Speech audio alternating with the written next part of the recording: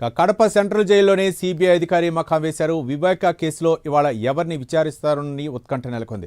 నిన్న పులివెందుల పోలీస్ స్టేషన్లో కిరణ్ యాదవ్ విచారణ జరిగింది. సునీల్ యాదవ్ సోదరుడు కిరణ్ యాదవ్ను 2 గంటల పాటు ప్రశ్నించింది సిబిఐ. నిన్నటి విచారణకు అర్జున్ రెడ్డి గైర్హాజరయ్యాడు. నేడు సిబిఐ విచారణకు అర్జున్ రెడ్డి హాజరు కానున్నాడు.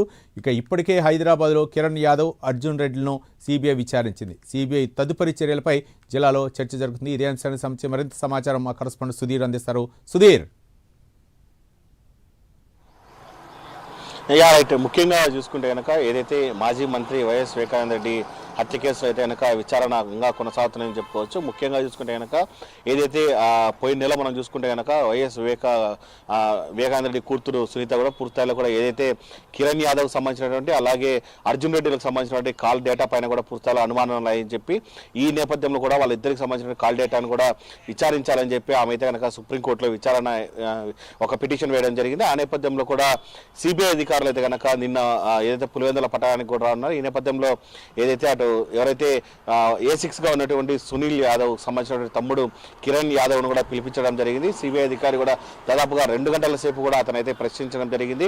అయితే దాదాపుగా దీంట్లో ఉన్నటువంటి కీలక అంశాలు ఏదైతే కిరణ్ యాదవ్కు సంబంధించినటువంటి అర్జున్ రెడ్డి ఇద్దరి మధ్య కూడా ఆ ఫోన్ సంభాషణలో ఏం మాట్లాడుకున్నారు అనే దానిపైన అయితే కనుక 2 గంటల పాటు కూడా సిబిఐ అధికారి అయితే కనుక కిరణ్ యాదవ్ను ప్రశ్నించడం జరిగింది. అయితే ఈ నేపథ్యంలో వైఎస్ వివేకానంద రెడ్డి చనిపోయిన అనంతరం కూడా ఈ సంభాషణకు సంబంధించి అసలు వీళ్ళిద్దరికి ఎలా పరిచయం ఉంది ఏంటి అందరిపైన కూడా వాళ్ళిద్దరిని పరిశీలించిన పరిస్థితి అని చెప్పుకోవచ్చు. అయితే దీని తర్వాత కూడా కిరణ్ యాదవ్ బయటికి వచ్చి మీడియాతో మాట్లాడడం జరిగింది. తమకు ప్రాణహాని ఉందని చెప్పి తమను ఖచ్చితంగా చంపేస్తారని చెప్పి ఆయన అయితే కనుక భావోద్వేగంతో కూడా మాట్లాడడం జరిగింది.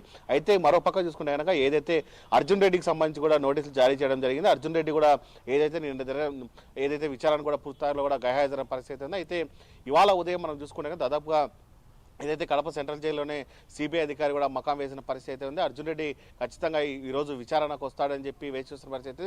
అయితే ఇప్పటికీ దాదాపుగా మధ్యాహ్నం అవుతున్నా కానీ ఇంకా ఇప్పటి వరకు కూడా అర్జున్ రెడ్డి రాని పరిస్థితి ఇక్కడ నెలకొందని చెప్పుకోవచ్చు. అయితే ఈ నెల 21వ తేదీనే పూర్తిస్థాయిలో కూడా తాజాగా మనం చూసుకుంటే కనుక ఏదైతే హైదరాబాద్లో ఉన్నటువంటి సిబిఐ కార్యాలయానికి కూడా అర్జున్ రెడ్డి అక్కడికి వెళ్ళి అక్కడ ఉన్నటువంటి అధికారులు కూడా పూర్తిస్థాయిలో స్టేట్మెంట్ ఇచ్చిన పరిస్థితి ఉంది. అయితే ఈ నేపథ్యంలో ఇప్పుడు అర్జున్ రెడ్డి వస్తాడా రాడా అనే దానిపైన కూడా సర్వత్రా ఉత్కంఠని చెప్పుకోవచ్చు. అయితే రోజు రోజుకు చూసుకుంటే కనుక వైఎస్ వివేకానంద రెడ్డి కేసు అయితే కనుక పూర్తిస్థాయిలో కూడా పెద్ద హాట్ టాపిక్ గా మారుతుందని చెప్పుకోవచ్చు. దీనికి సంబంధించి ఇప్పటికే పలు పిటిషన్లు కూడా సునీత కూడా అటు సుప్రీంకోర్టులో వేసిన పరిస్థితి అయితే ఉంది. దీన్ని ఖచ్చితంగా 2 సంవత్సరాల తర్వాత మరోసారి ఇప్పుడు ముందడుగడంతో కూడా పూర్తిస్థాయిలో ఈ కేసు అయితే కనుక మరి ముందడుగు వెళ్తుందని చెప్పి ఇప్పుడు వెళ్తున్న పరిస్థితి అని చెప్పుకోవచ్చు. దీనికి సంబంధించి ఇప్పటికే ఈ సిబిఐ అధికారి కూడా ఏదైతే కడప సెంట్రల్ జైలు వేదికగా అక్కడ ఉన్న పరిస్థితి ఉంది. దాదాపు సాయంత్రం లోపల అర్జున్ రెడ్డి వస్తాడా విచారణ రాడా దానిపైన కూడా సర్వత్రా ఉత్కంఠ నెలకొందని మనం చెప్పుకోవచ్చు. Ravi, right, thank you Sudheer.